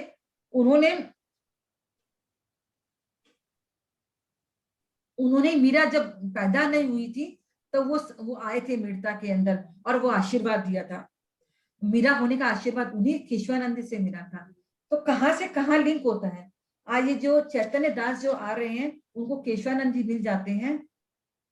केशवानंद जी उनको कहते हैं, उनको पता चल जाता है कि ये जा रहा है, वृंदावन की तरफ जा रहा है और पुष्कर होते हुए जा रहा है। तो वो केशवानंद जी उन महात्मा को, चैतन्य दास को कहते हैं कि तुम बीच में तुम मीरता चला जाना और वहां के राव दूधा जी जो है ना, उनको मेरी ये माला दे देना और कहना कि ये माला अपनी पोती को दे दे, क्योंकि पोती की भविष्यवाणी उन्हीं संत ने की थी। और वो इस तरह से मैं पुष्कर, इसलिए केशवानंद जी ने मुझे पुष्कर भेजा है आपके पास, और प्रभु की कृपा से मैं ठीक समय पे आ गया हूँ। आप इस संसार को छोड़ने वाले हैं। और झोली से उन्होंने माला निकाली और राव दूधा जी को बढ़ाई और राव दूधा जी ने लेके वो माला मीरा को दी थी। और मीरा ने बड़ी श्रद्धा से और प्रसन्नता से उसको अपनी अंजलि में भर लिया और कहते हैं संत जी से, आज आपके रूप में भगवान, संत भगवान का ही रूप होते हैं। भगवान सब समय आपके सामने नहीं आ सकते हैं। वो अपने बंदों को, अपने पार्षदों को उस रूप के अंदर भगवान अपने माने अपने जैसे अपने प्रॉक्सी होता है ना, प्रॉक्सी जिसको हम लोग बोलते हैं, उसके बदले में अटेंडेंस, तो भगवान का ही स्वरूप होता है। जो संत आते हैं वो कहते हैं राव दूधा जी आपके रूप में आज भगवान ही पधारे हैं। आज तक मैंने जितनी मेरे से बन पड़ी मैंने संतों की सेवा की है, किंतु आज महाजन इस संसार को छोड़ के जा रहा हूँ। आज आपने पधार के मेरा मरण सुधार दिया। तो ये संत शास्त्र हमारे क्या करते हैं, हमारे मरण को सुधारते। मैं आप बार बार बोलती हूँ कि आर्ट ऑफ लिविंग और आर्ट ऑफ लिविंग, इस संसार को कैसे छोड़ना है, ये शास्त्र हमको सिखाते हैं कि किसका चिंतन करना है, कैसे संसार को छोड़ के जाना है। तो आज राव दूधा जी कह रहे हैं कि संत जी आपने आके मेरे मरण को सुधार दी है, अब आपका चिंतन मेरे सामने रहेगा। और फिर वैसे करते करते वो भाव विभोर हो गए संत जी के दर्शन करके।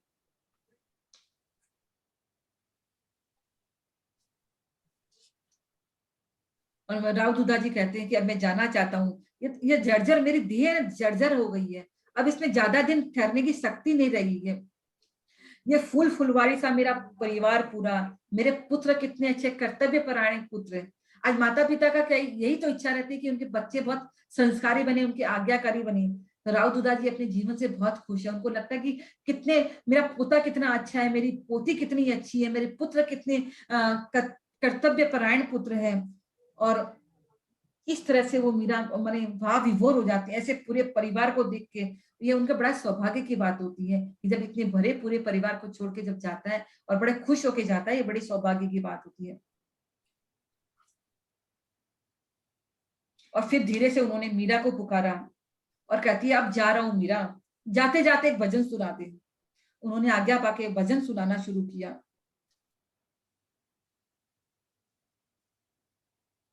और जैसे ही पद पूरा हुआ, जो भैरवी राग में मीराबाई ने पद गाया, उसका संगीत सुन के चैतन्य दास इतने बड़े संत थे, वो भी अपने आप को रोक नहीं पाए और बोले धन्य हो मीरा, धन्य हो मीरा, आज तुम्हारे दर्शन पाके मेरे नेत्र धन्य हो गए। संत बोलते हैं कि मीरा तुम्हारा दर्शन पाके मैं धन्य हो गया।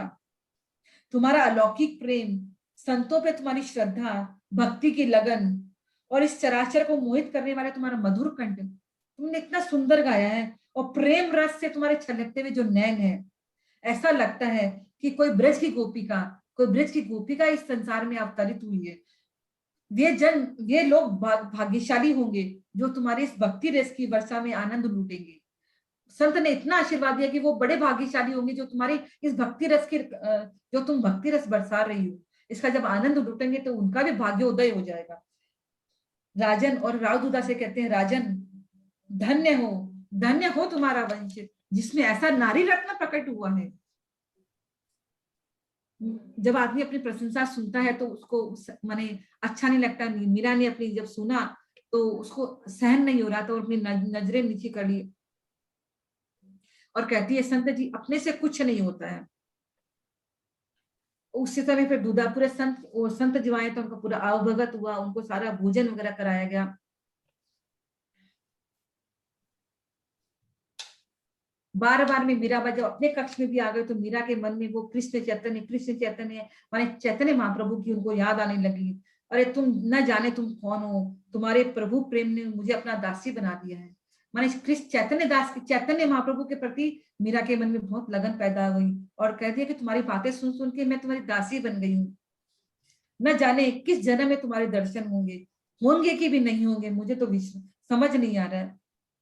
और इस मीरा भी हमेशा अपना वरद हस्त बनाए रखा और जहां भी हो आप मुझे आशीर्वाद दो और तुम्हारे चरणों में जो प्रेम धूली है उसको पाके मैं धन्य होना चाहती हूँ।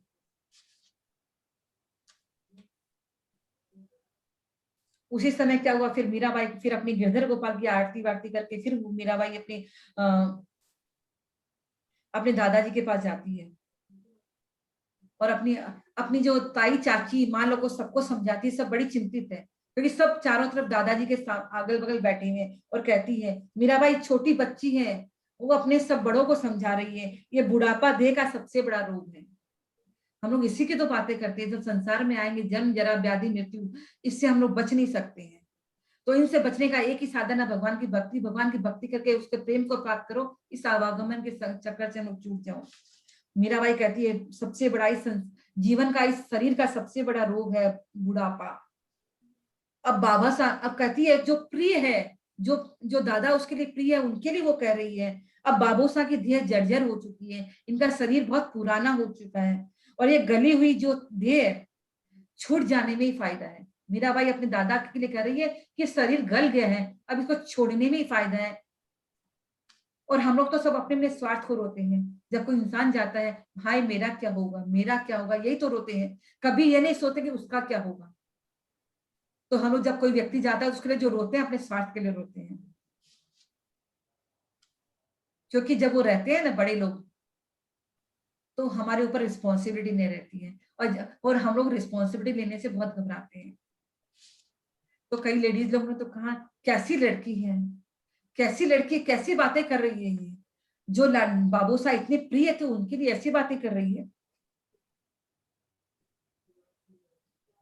धीरे धीरे देखा कि उनके जो बाबूसा की जो देह शिथिल पड़ती जा रही है, धीरे धीरे कमजोर पड़ती जा रही है और उनका मैं भजन गाऊं और उन्होंने मीराबाई ने भजन गाना शुरू किया। संकेत से धीरे धीरे समझने लगे, धीरे धीरे उनकी चेतना लुप्त होने लग गई, नैन आधे खुले रह गए। अपने दासियों को बुलाया, धीरे कीर्तन करने, जय चतुर्भुजनाथ की जय हो, जय गिरधर गोपाल की जय हो। सुबह के जब ब्राह्म मुहूर्त होने लग गया, पुरोहित जी ने गंगा जल उनके मुंह में डाला, दादाजी के मुंह में लेकर और भजन सुनते सुनते राव दूधा जी कह रहे हैं, आहा कितना सुंदर भजन हो रहा है, फूल बरस रहे हैं। माने राव दूधा जी को लग रहा है कि भजन हो रहा है, फूल बरस रहे हैं और प्रभु मुझे लेने के लिए आ रहे हैं। जय चार भुजानाथ जी की जय, चार भुजानाथ जी की जय, गिरधर गोपाल जी की कहते कहते हुए राव दूधा जी ने अपने प्राण छोड़ दिए, उनका शरीर शांत हो गया। इस तरह से मेड़ता के एक बहुत बड़े शासक राव दूधा जी का अंत होता है। अपनी भक्तिमती मीरा के भजन सुनते सुनते भगवान कृष्ण का आह्वान उनको हो जाता है और भगवान कृष्ण उनको लेने के लिए गिरधर गोपाल स्वयं आते हैं। इस तरह से वो इस संसार से विदा होते हैं। इस तरह आज हमने ये देखा कि जो मीराबाई के जो बहुत सहयोगी थे, जो मीरा का जो चलाने वाले थे, उनको जीवन यहाँ तक पहुंचाने वाले उनके भक्ति के जो साथी थे राव दूधा जी, इस संसार से विदा हो जाते हैं और मीराबाई अपने आप को अकेला महसूस करने लगती है। इसके आगे की बात हम लोग और आगे सुनेंगे। अगली बार मंगलवार को फिर हम लोग मिलेंगे। अभी तक किसको कुछ समझ में अगर नहीं आया है तो मेरे से पूछ सकते हैं। हम इस कथा को आज यहाँ पे विराम दे रहे हैं, फिर मंगलवार को और आगे सुनेंगे। जहाँ मीराबाई का भोजराज से संबंध होता है, उनका विवाह होता है। तब तक के लिए सबको हरे कृष्णा। कहीं कुछ समझ में नहीं है आया है तो पूछ सकते हैं। हरे कृष्णा, हरे कृष्णा। हरे आप कृष्णा। सब लोगों हरे को, आप लोगों को कृष्णा। अच्छा लग रहा है? हाँ बहुत हाँ, आनंद बहुत आया। बहुत अच्छा लग रहा है भाई। आज हमने कृष्ण चैतन्य महाप्रभु का भी सुना कि मीराबाई के जीवन में चैतन्य महाप्रभु का भी। Price elasticity of the demand means आप स्कूल में क्या पढ़े हो पहले ये बताओ। और किसी का कोई प्रश्न है क्या? किसी को कुछ पूछना है? नहीं, आज तो इतना अच्छा लगा कि आंखें भीग गई। इतना अच्छा लगा, बहुत अच्छा लगा, बहुत सुंदर, बहुत सुंदर। आंखें भीग गई, बहुत सुंदर, बहुत अच्छा लगा। हरि बोल, हरि हरि बोल। बोल, हरि बोल। बहुत अच्छा लगा मीना जी, आपने हरि बोल। बहुत अच्छा था। बहुत बहुत धन्यवाद। इतना सुंदर आप कह रही है कि वो नहीं हो पा रहा है कि वो रुकने का मन नहीं करता कि रुक जाए, अभी मंगलवार का इंतजार करे, मन नहीं करता है। इतना अच्छा लग रहा है। ये भक्त और भगवान, इनकी चर्चा बहुत अच्छी लगती है। बहुत अच्छी लगती है, बहुत अच्छी लगती है, बहुत अच्छी लगती है, बहुत अच्छी लगती है। अद्वितीय, अद्वितीय, अद्वितीय, बहुत सुंदर, बहुत अच्छा। और आप भी इतनी अच्छी तरह से बोल रही है, इतनी अच्छे तरह से समझा रही कि बहुत अच्छा लग रहा है सुनने में, मन नहीं कर रहा। बहुत अच्छा। जय श्री कृष्णा, जय श्री कृष्णा। जय श्री कृष्ण, जय श्री कृष्ण। जय श्री कृष्ण। सभी को हरे कृष्णा, हरे कृष्णा। हरे कृष्णा। हरे हम लोग कृष्णा, हरे कृष्णा। ले। हरे कृष्णा, हरे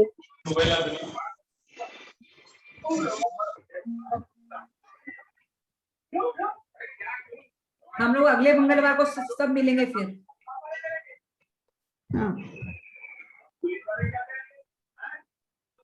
बहुत आनंद आया।